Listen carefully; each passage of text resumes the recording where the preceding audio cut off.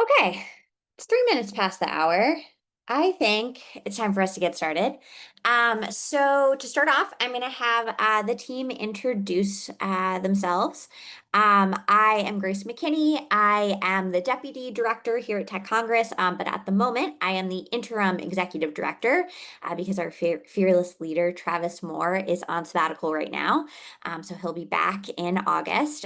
So that won't really affect all of you because any of you who end up applying and are accepted, he'll be back by the time you get started.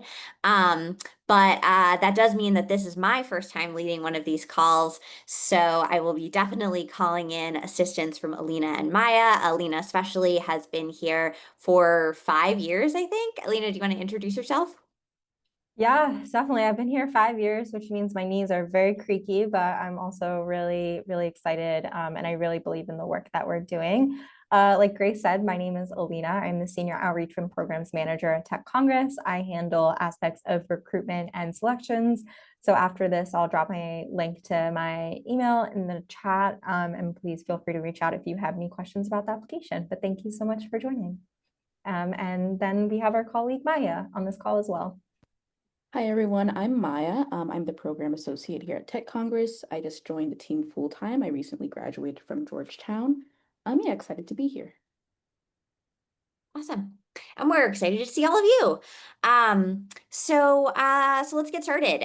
So to start off with, I'm going to outline the vision and the thought behind Tech Congress, so really why we exist. There are about 3,500 staff in Congress. And by our count, there are about 14 of those staff with meaningful training or experience with technology. And that is what Tech Congress was founded to address. And so here's the good news. We've now been around for 10 years, and those numbers are, that is, believe it or not, a big improvement. Actually, when I was editing this script, which I think was maybe from 2 years ago, maybe not from last year, but today it's 14. 2 years ago it was 7, so that's pretty good. So we do feel like our intervention is working. So the whole idea behind Tech Congress is to bring that tech expertise into Congress. So of those 3,500 full-time staff in Congress, about 600 of those are like senior level staffers who work on policy, who draft oversight letters, who staff on hearings. And so our goal ultimately is to work ourselves out of a job and to get 60 full-time staffers in Congress who have background in technology. So that means that that would be 10%.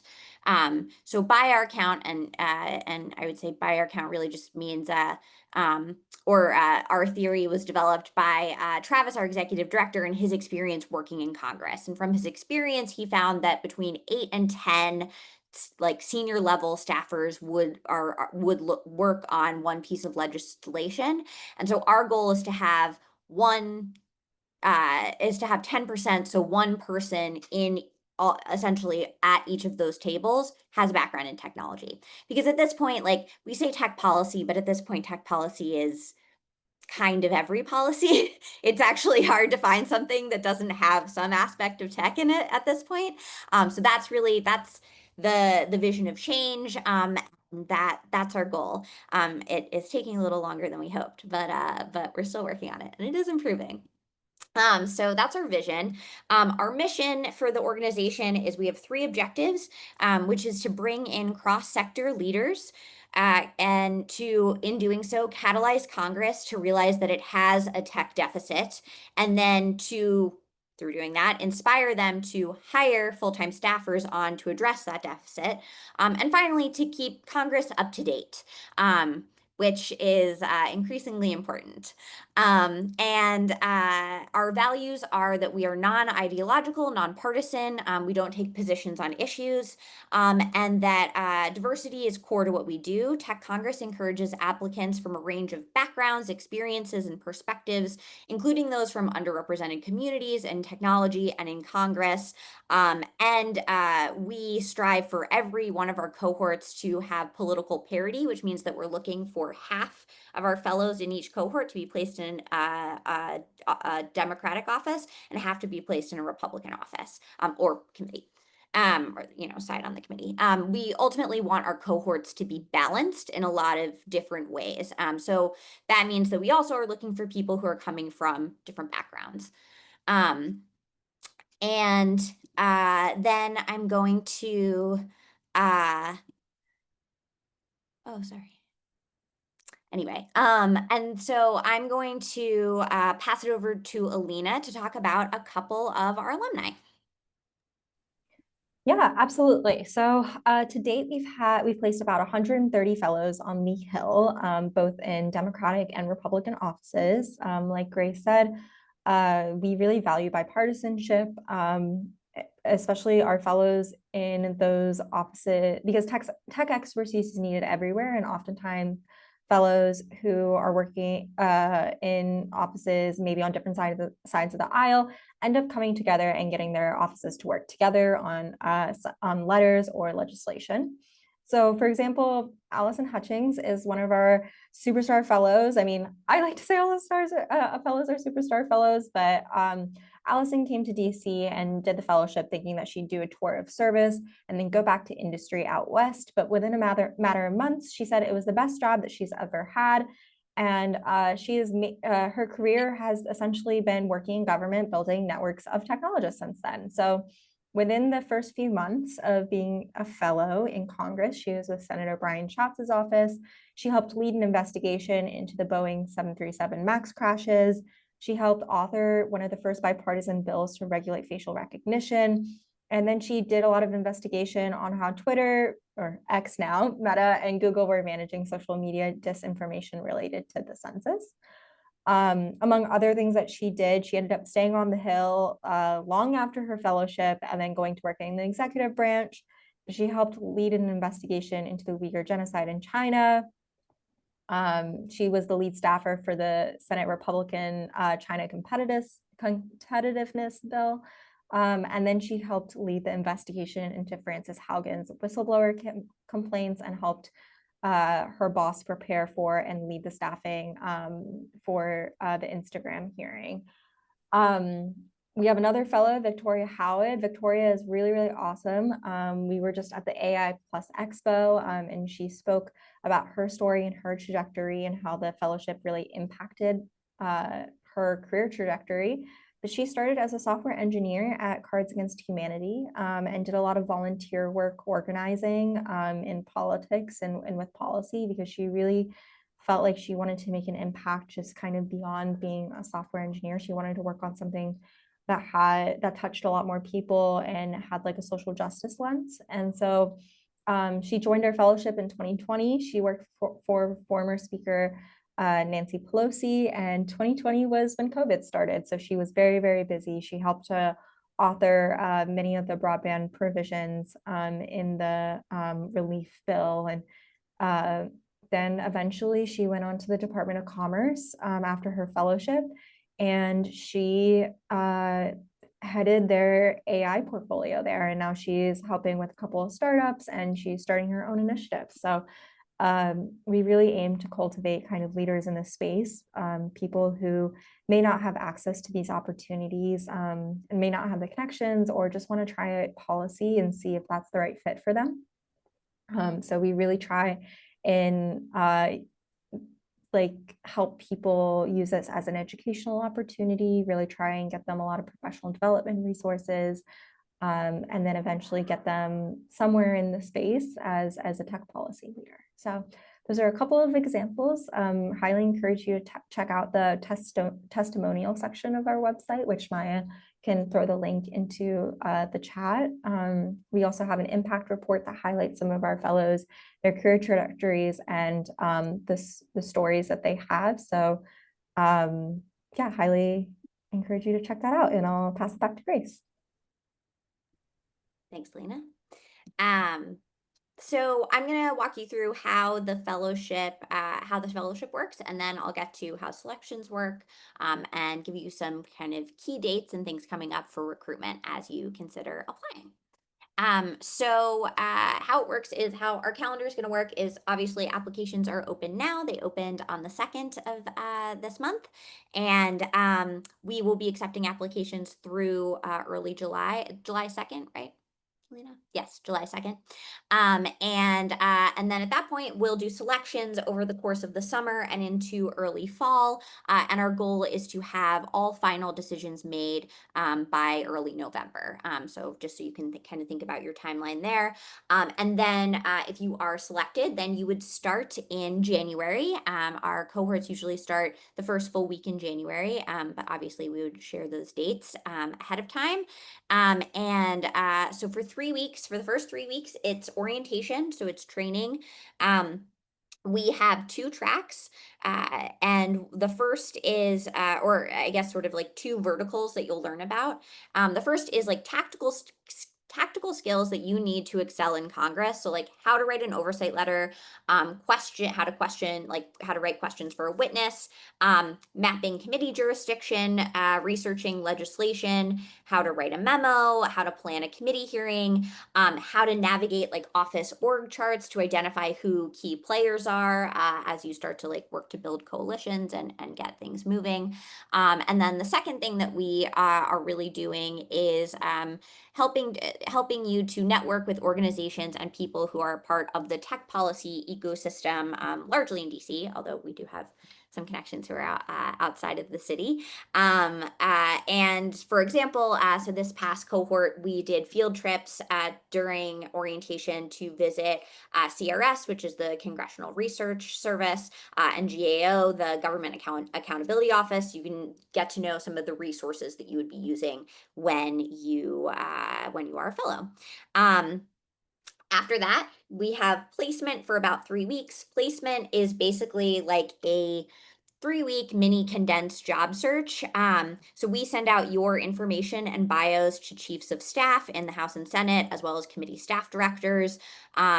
And then you will likely start with anywhere from 3 to 10 members of Congress that work in tech policy, some of whom may have reached out in response to that email blast who are interested in you, some of whom you're interested in, and you'll pursue working in those offices and exploring your options. And then we also do some kind of like matchmaking counseling throughout that. So we sit down and discuss who is working on the tech policy issues that you're passionate about. For example, if you're interested in autonomous vehicles, you'll want to go to the Senate Commerce Committee. So we'll kind of help you map out like committees and also members who are going to be the most kind of like fruitful for your interests. And then you have a little more than 2 weeks to talk to the top staffers in Congress on the issues that you care about. And you'll work closely with our alumni advisors who have been in Congress recently to help you navigate the conversations and help make connections for you. And then once we actually get in, so we would anticipate that you would start in your office in March. So if you are a junior Congressional Innovation Fellow, you would be working in your office from usually like mid-March to the end of October. And if you're a senior Congressional Innovation Fellow, you would be starting in March and then working through the end of December. So when you're working, your day-to-day is you will pretty much be performing duties that are similar to other congressional staff, but by applying your experience in technology to a variety of work. Like researching relevant policymaking, interfacing with members and staff to like educate them on some of these issues. And that might be something that you're doing because you're asked, or it might be more proactive. We've had fellows do different things. You might be writing legislation. You'll notice that is one thing on a list. A lot of people kind of assume that all they'll be doing is writing bills, but there are other levers.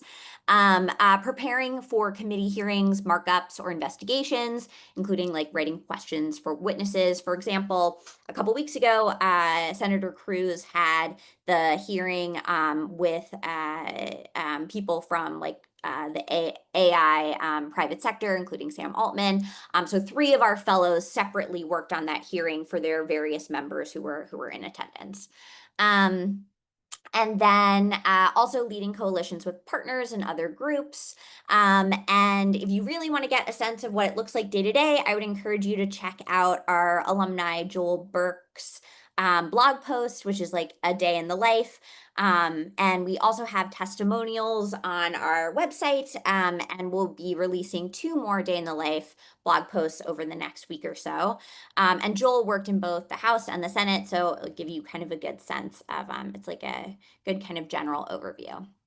And then throughout the rest of your fellowship, we have ongoing programming. Our goal is to help you succeed in obviously in your office in Congress and in your role in the fellowship, but also help you succeed in what you decide you want to do next. And that I think can often sort of change and develop over the course of the fellowship. And we want to help you, we want to introduce you to different people in the space so you can kind of get to know your options and help you along that path. So to that end, we have quarterly networking events. We have a speaker series. We also offer career coaching and support. So for all of our fellows get 3 free career coaching sessions with a career coach who we work with to help you think about next steps. As you we usually start to kind of kick off the like next step thinking about midway through. So usually around July.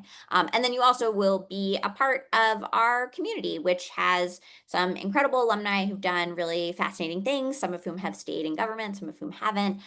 So you'll be connected to them we have a couple Slack channels, and they can often really provide like some, especially people who've been in there recently, some really great insight, some of whom are still in Congress. And so what our fellows do after what our alumni are doing, about a third tend to stay in government, either in Congress or in the executive branch, like the White House, or we have a bunch of people at FTC. We have several alumni at FTC. About a third go to like nonprofit civil society. So that would be like either academia or like think tanks.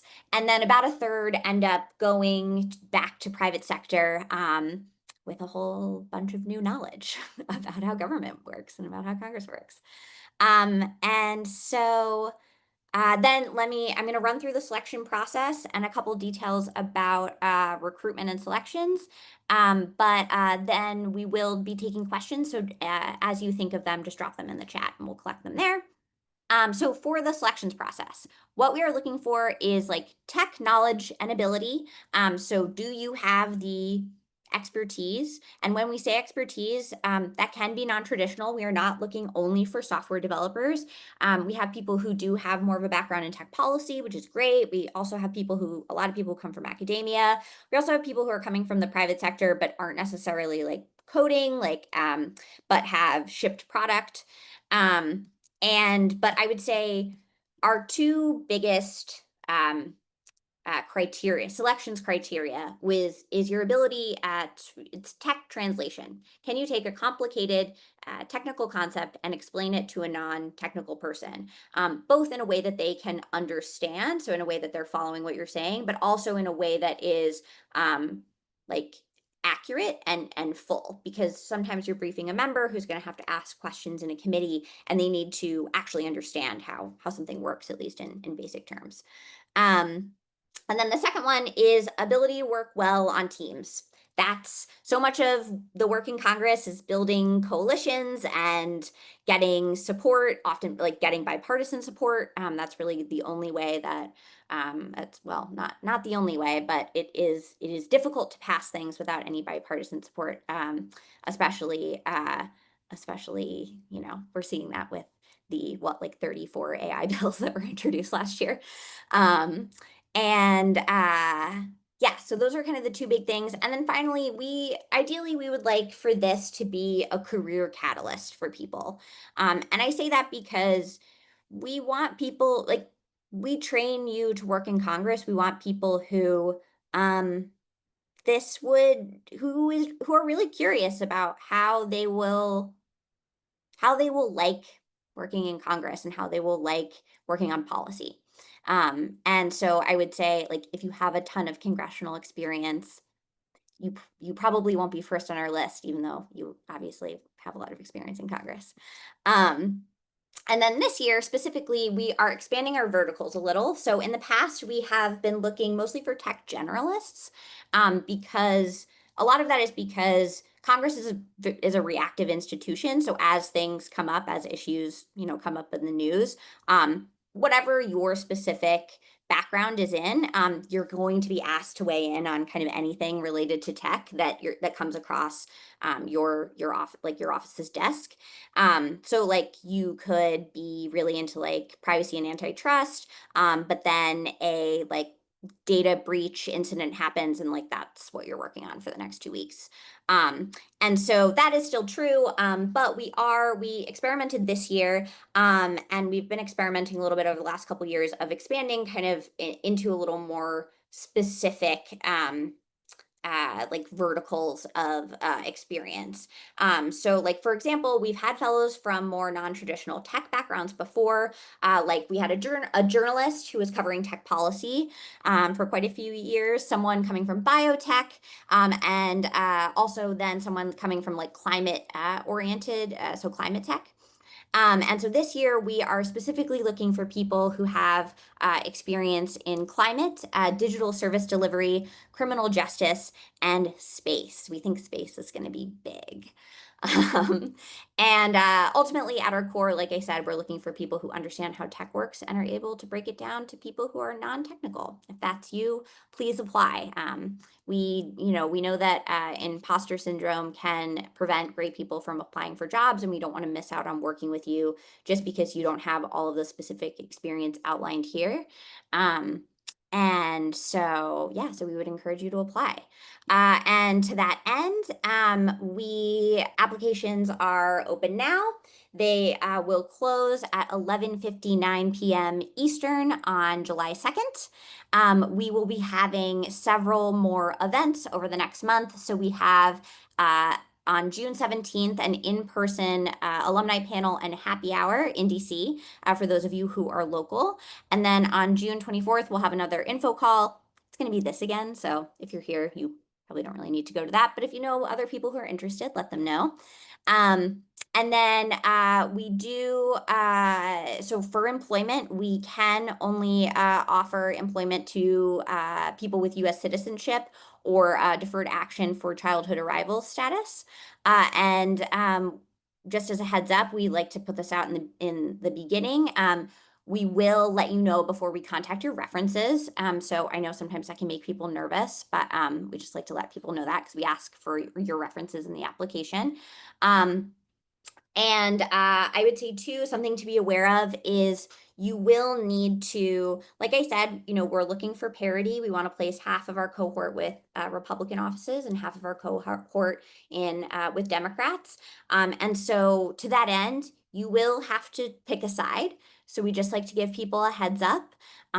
Start thinking about it if you're not sure, but you will need to pick a side eventually. So we just like to tell people that from jump, because when we have in the past had people sort of try to explore placements with either side, it does not go well, and people get distracted.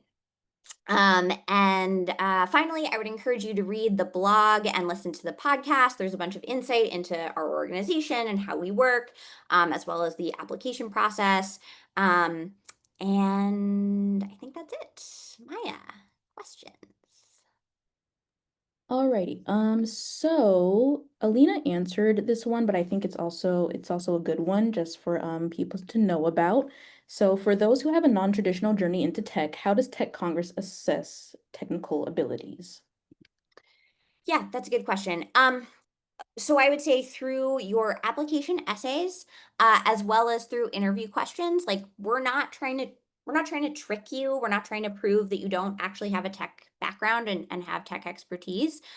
So again, like I said, what this really comes down to is not can you, not can you write code, but can you explain technical concepts? Then another question is, how do we work with other tech-focused fellowships like AAAS? Oh, good question. We actually are, so in the past more I would say like non-form or like informally, we always like to get together with other fellowships, but we are actually exploring doing kind of a larger event with them in the fall. So yeah, we love AAAS. I have a meeting with them on Monday. Someone asked for us to repeat the verticals, so it's climate, Mhm. space, digital service delivery, and I always forget the last one. Criminal justice. There we go. But some people are asking us to define digital service delivery. So Alina or Grace, if you would like to elaborate. Yeah, I would say it means like shipping product. Particularly, we're interested in people who have experience shipping product either in government. It doesn't have to be federal; it could be state or local, or at least in like large bureaucratic institutions. Like if you work in healthcare, we're finding that Congress is wanting to really kind of dig in more so on like how technologists function. And so, yeah, so that's what we're looking for. And I would say too, these verticals are like we would love to have a fellow in each of these verticals. That doesn't mean that that every fellow in the next cohort has to fall into one of these verticals. If you are in some, if you don't fall into them, that's great. We're always looking for people with AI expertise, with cybersecurity expertise. Yeah. So, but those specific verticals are we're hoping to get at least one person in each. Another question, is it typical for fellows to continue on in Congress after their fellowships are completed? Is there any assistance identifying potential opportunities to stay in Congress? Good question. So like I said, our assistance is we provide we provide career coaching to our fellows, as well as I would say like the alumni network is an incredible resource both during placement but also when looking for roles. Um, and some of our fellows do stay in Congress, not as many as we would like. And that ultimately comes down to usually to congressional like budget and office. Like we have had offices that would have wanted to keep a fellow but couldn't because they didn't have the budget, or in some cases, literally because they don't have the desk space. Um, and so I would say fewer fellows than we would like stay in Congress. And you are most likely to get hired into Congress when you work in Congress. So this fellowship is, I mean, the whole point is for this to be a pathway in to Congress specifically, government generally, but to Congress specifically, because there just isn't a better way to get hired than to already be there, which is, we think that that's a problem, hence the fellowship. Alina, I think you might be able to like provide some insight on this one since you've been with the team for 5 years. Do the midterms next year impact the experience of being a fellow and working in the Capitol? That is a really great question. So not particularly. We do a really good job in kind of like sheltering our fellows from kind of any turmoil of the election. For example, if there is an office that is up for re-election, we would advise you to not go to that office. So place you in only offices that are safe or not up for re-election. And yeah, honestly, like the shifting of power, no matter which way it goes, oftentimes presents a lot of opportunities for fellows, particularly in their post-fellowship positions. For example, and this is something we dive into during the orientation workshops, the budget changes in the chambers when the majority changes. So whoever has the majority gets 2/3 of the budget, and then whoever's in the minority gets 1/3 of the budget. So if you're going from the minority to the majority, there are all of a sudden a ton of job positions that are opening up and people who are looking to hire others. And so this is really wonderful for fellows who are looking to stay because there's a lot of positions that do open up and there's a lot of kind of change and turnover. So sometimes we found that fellows are able to do really meaningful work, and we make sure that you're safe in your positions throughout election years. Another question, someone asked if we could repeat the nationality and citizenship requirements. I'll just take this one. You have to be a US citizen or a DACA recipient. Another question, are fellows expected to complete the full 10-month or 1-year commitment, or is there any flexibility in case other opportunities arise during the fellowship period? No, please commit. That's my answer. I mean, stuff happens, like, life stuff happens, but don't plan to leave early. Would doing a prior internship in Congress for 10 weeks be disqualifying? No, not at all. That's totally fine. What we kind of mean more is like, as Alina outlined, the budget changes when majority changes. So that does mean that, like, as a result, there are often congressional staffers who get let go from Congress. We're probably not going to accept them as a fellow. If you've interned in Congress, like if you've done one internship, I would say that's a plus. So I know that this is we're talking in gray areas here, but no, that is not disqualifying.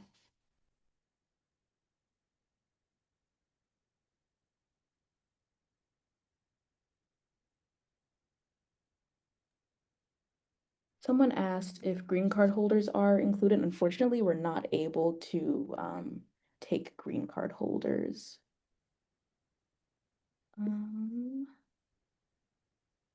Someone asked if we have an acceptance rate for both of the fellowships. I don't think we Oh do. yeah. Well, it's hard because our application numbers honestly have gone up quite a bit over the last couple of years. Every year it's gone up exponentially. Do we have an acceptance rate, Elena? I would say on average, we typically have anywhere between 300 to 450 applicants for our fellowship. And in the past, we've accepted approximately like 10 to 15. This year, we're looking to expand our fellowship cohort, like Grace and Maya were saying, and we're hoping to have a cohort of 20 people. Mm-hmm. But it is competitive. Yes, very competitive. Which is why actually I will also plug on our website in our apply and our apply FAQ pages. We have links to other previous informational events that we've done. There's one in particular called the Policy Essay Workshop, which gives a lot of tips and tricks on how to write your policy memo. It also goes over kind of common pitfalls that we've seen in folks when they're writing their application, their policy essay, as well as things that will help you succeed, such as a really big point of feedback that I would have, or a suggestion that I would have, is every technical term that you're using in your policy memo, make sure you're defining it. Remember who your audience is for the memo. The audience is a senator or a Congress member that does not have a lot of information about tech. So even if you're talking about machine learning or AI, define it. That is one of the biggest things that we look for in our policy essay is how well do you explain the issue? How well do you define the technical term?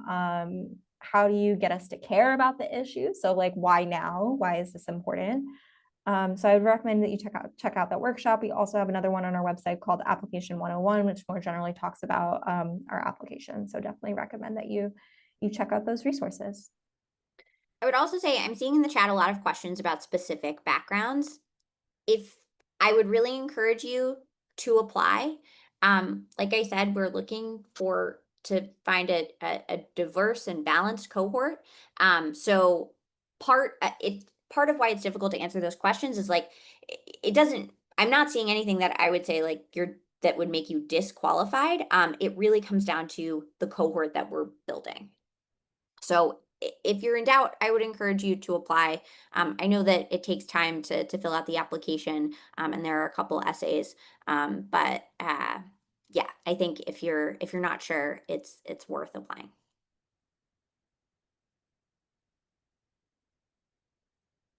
Someone asked if applications are rolling. No, not necessarily. We review all applications after the deadline. Another question, are fellows who work with Congress people separate from their campaign staff? Do fellows ever join campaign staff for Congress people? No, you're not allowed to. You can't be involved in the campaign while you work in the congressional office. You could, when after your fellowship, be hired. But you wouldn't be because I guess could be hired for a couple days if you're a junior congressional fellow. Someone is asking if we can elaborate on the selections process. We review applications. I don't have the timeline in front of me, but like I said, we will definitely make sure to give final answers by early November at the latest. But we review applications, and then we do one kind of like shorter screener interview, and then a second longer interview, and then sometimes we do a third interview, mostly depending on if we have like questions coming out of the second interview, if there's something hanging, or if we're choosing between a couple candidates who have similar background or something like that. And then we contact references, and then we reach out with an offer. Oh, I would say too, this is I think this is explicitly on our application, but the salary ranges that you see posted, those are set. Those are set by our board. They change every year. They do, so they're updated for this year, but they're non-negotiable. Someone is asking if a focus on digital health and access falls within any of the specific verticals. It doesn't fall within one of the specific verticals that we're thinking, but I think that that sounds great. Honestly, I think people coming from healthcare are often very well suited to government because healthcare is also very bureaucratic, and has a lot of compliance. So I would actually say theoretically that sounds kind of similar to digital service delivery, but I guess it sort of depends on exactly what your job was. Another one, for the fellows who work with committees and not individual Congress people, do they still need to pick a side? It sounds like all applicants will need to do so in the application process. Yes. So all committees have a majority staff and a minority staff. So if you're working for a committee, you're either working with the majority or you're working with the minority.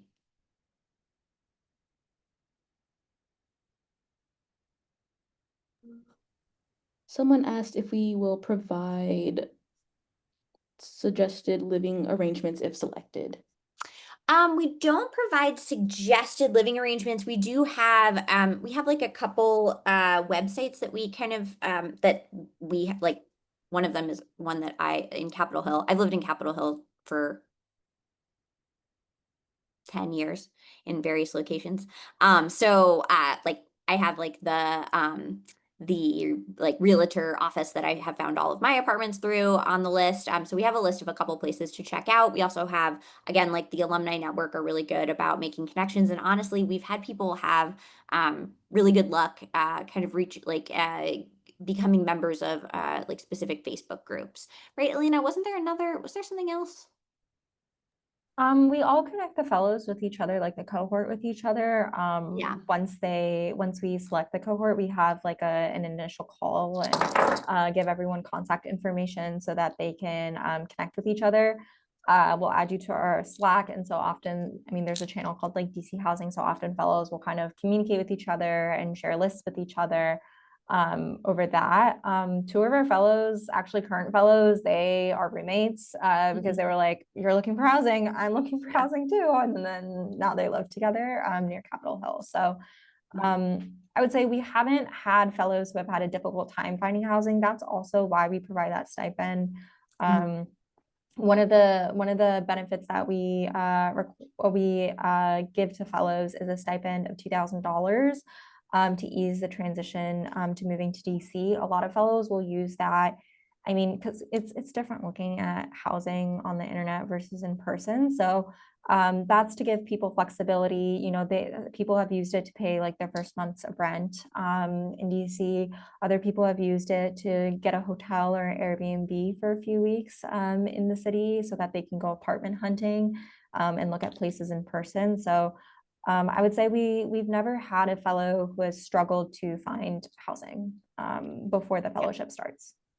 And to be clear, so the 2,000, we offer $2,000 like relocation stipend. If you already live in DC, you will not get that stipend. We've just gotten that question before. One question, Alina answered this one via chat, but I think it's a good one just for everyone to know. So by the time like in terms of years of experience, you should count it in terms of by the time you submit your application, Yes. not by the time the fellowship starts. Yeah. Also, I see that there was a question about government resumes. No, please don't send us a government resume. I mean, we'll read it. I can read them and I will. You won't be disqualified, but I'm asking now. Please don't. Please save us time.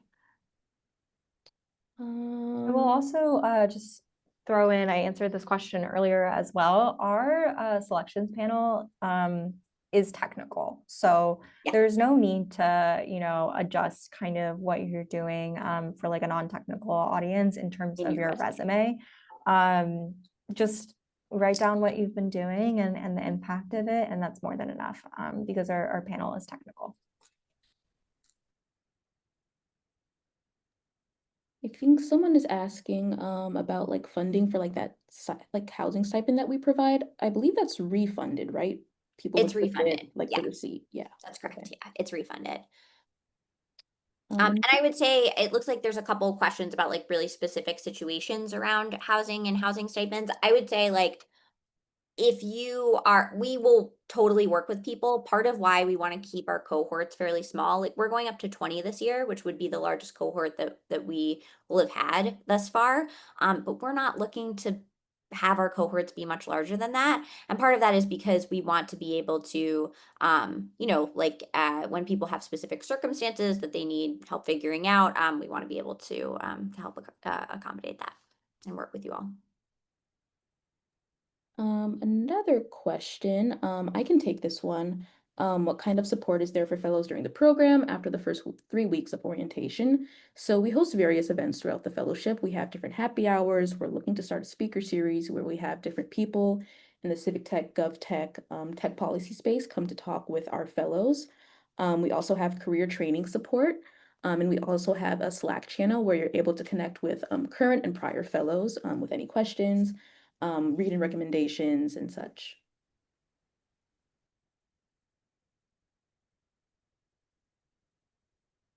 Someone's asking how often candidates are paid, just monthly, or is it biweekly? Actually, I think it is monthly. Pretty sure. Yeah. Our COO isn't on the call. She does our financials. I'm pretty sure it's monthly. Someone asked how we feel about founders and or entrepreneurs applying. Like, please feel free to apply. I think actually one of our current fellows, he like had his own business. Oh, yeah. Mhm. Congress. Yeah. Yeah. So he had to like put it on ice for the year, which was really like, a big commitment. But yeah, he's great. Someone asked if we consider LLM candidates and law grads. Oh, yes, definitely. One of our current fellows actually has he had some experience as a as a CS major in undergrad and graduated from law school.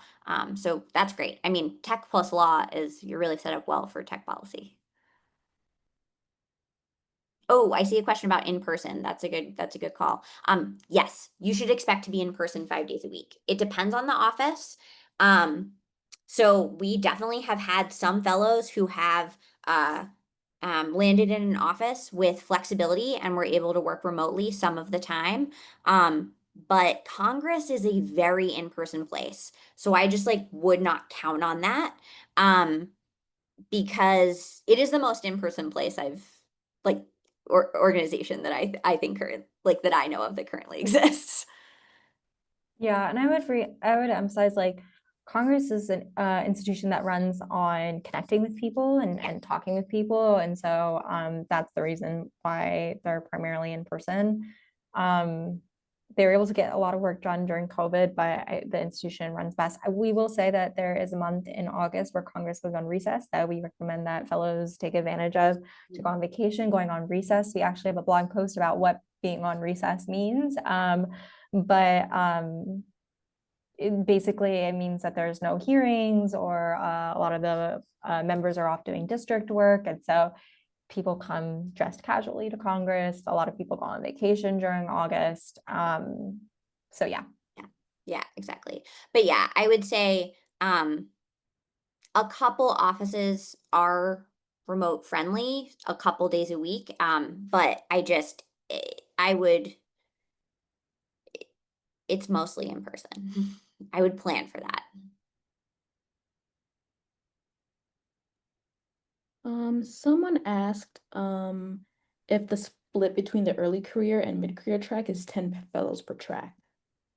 No, we actually don't have like any sort of quotas on either side there. We really, it really just depends who applies. So this particular cohort, we have majority of people are junior Congressional Innovation Fellows, but like two cohorts ago, it was the opposite. So it really depends on who we're selecting from. Another question, are candidates who are graduating this fall but have industry work experience, like from taking gap years, encouraged to apply? Yeah, absolutely. Yeah, for sure. When you say 1 to 2 years of experience are required for early career track fellows, is it okay to include experience acquired during undergrad education? So I would say not really. We largely aren't really including internships here. So when we say 2 years, we mean 2 years of full-time work experience, or 2 years of a relevant like a relevant master's degree. So I would say if you have, if you have relevant internships during your undergrad, include them in your resume because they are obviously part of your experience and may help set you apart from other candidates, but they don't count in that minimum years of experience.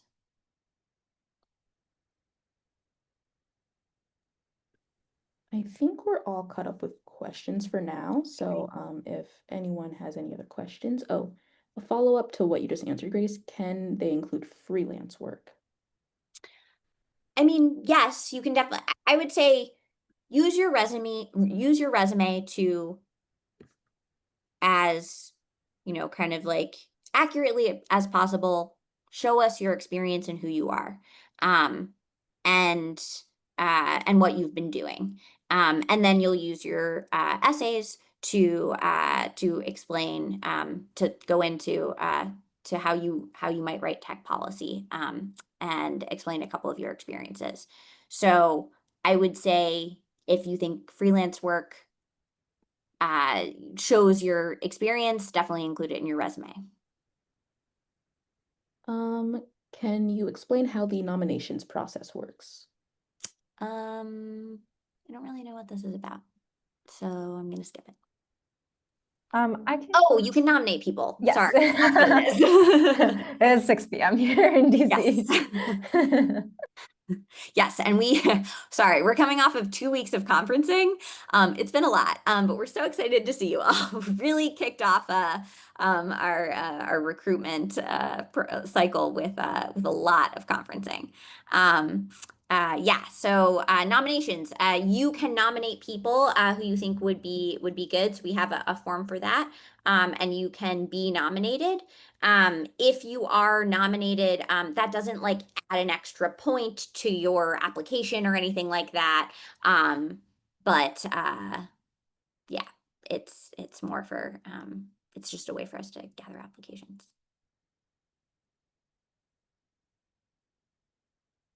Oh, okay. So I'm going to answer this last question about work hours, and then I think we're going to wrap up. So I would say our work hours typically 9 to 5.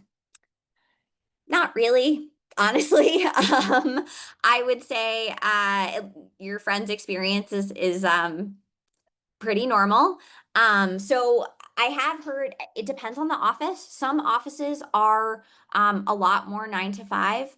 Um, Particularly like maybe like a more junior member. I know that like a couple of our alumni in our past few cohorts have specifically looked for offices with work-life balance. So for example, we actually had a married couple who were in a cohort together, which is very cute, a couple of cohorts ago, and they have a toddler. So they were both looking for offices that had more work-life balance and a little more flexibility, and they found them. So I'm not saying that that is not possible, but I would say it there are also people like a couple of our current fellows were working until 2 a.m. During appropriations, like most days, a couple days a week. So It really depends on your office. And I would say too, that is something that we really go into when we get into placement, which is how you choose your office, which a lot of people, you obviously want to look at offices that are aligned on issues that you really care about, that you want to work on. But something to really consider as well is the work culture that you want to be in. Every office runs differently, and you should be asking questions when you're in your placement process about how their office runs, about the work culture, because if that's important to you, you want to know that from the beginning. And I do think that something that, like a mistake that we have seen people make, is sometimes going with an office that like is not aligned culturally, but is really aligned like politically and what they want to work on. And those fellows often have, they don't always have the best experience because they sacrifice something that was important to them. Similarly, like sometimes people will go with like a big name, but if the office culture isn't a place where you think you can thrive, then it becomes difficult. So that is like something that we go over and really talk about in placement as well. So I don't want to make it sound like it is impossible for you to have some work-life balance during the fellowship. It just is not every fellow's experience. So I can't guarantee it. And I think with that, we're going to wrap up. Thank you all for being here. I hope that you all submit applications.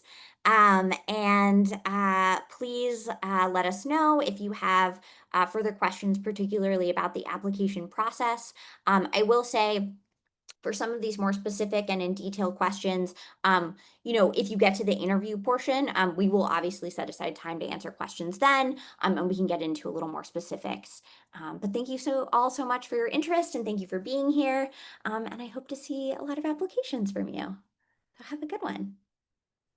Have a great rest of your week, folks.